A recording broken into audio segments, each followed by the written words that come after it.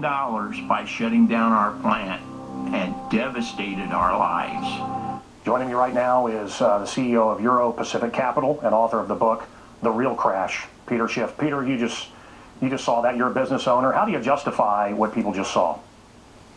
Well, it's an ad that's designed to appeal to people that don't understand how capitalism works. And I guess that's fitting because Obama doesn't understand it either. But yes, it's very appealing. But the problem is sometimes people lose their jobs in a free market. And sometimes the best way to create better jobs is for some people to lose their jobs. Look, resources in an economy are scarce.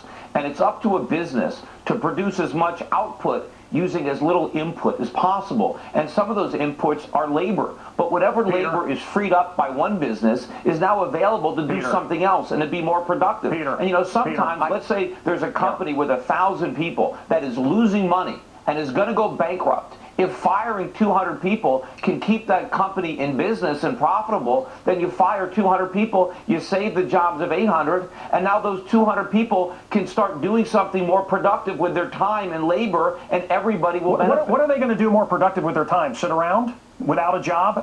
Well, I mean, they're going to get other jobs. No, it sounds great. It sounds great. What you're saying sounds great. What I understood of it. However, to the regular guy sitting out there, America's a mess right now. They don't have jobs. That ad is powerful.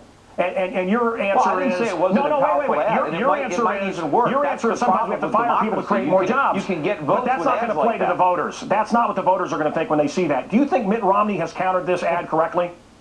Has he fought back? No, I think he needs to embrace the free markets in a bigger way and explain that the biggest barriers to job creation is government. Look, I'm a small employer. I have about 150 employees, and the only reason I hire people is to make more money for myself. That's the only reason anybody has a job, because their boss wants to make money. But I would have a lot more people working for me now if it wasn't for government. In fact, I've opened an office in the Caribbean, and I'm opening up another one in Ireland. I would rather do that in America. I would rather employ more Americans, but the U.S. government makes that impossible because they've made it too expensive. The regulations are pricing American workers out of the market. You're an outsourcer. Proudly. Yeah, right? And so is Mitt Romney. But what he should run on is why. What forced him to outsource? It was big government. It was the exact type of policies that Obama is pursuing. And if we want a vibrant economy, we got to get the government out of the way. We can't run up the cost of doing business in this how country. do we get these jobs back in America? That's what I want to know. How do we get them back?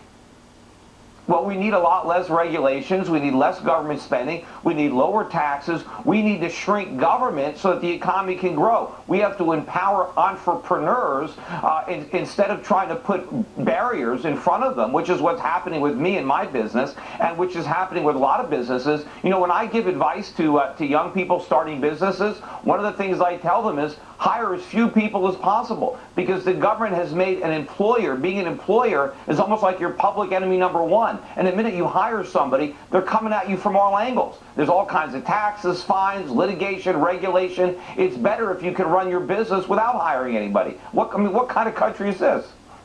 Obama's attack on the American breadwinners and Peter Schiff's take on it coming up next.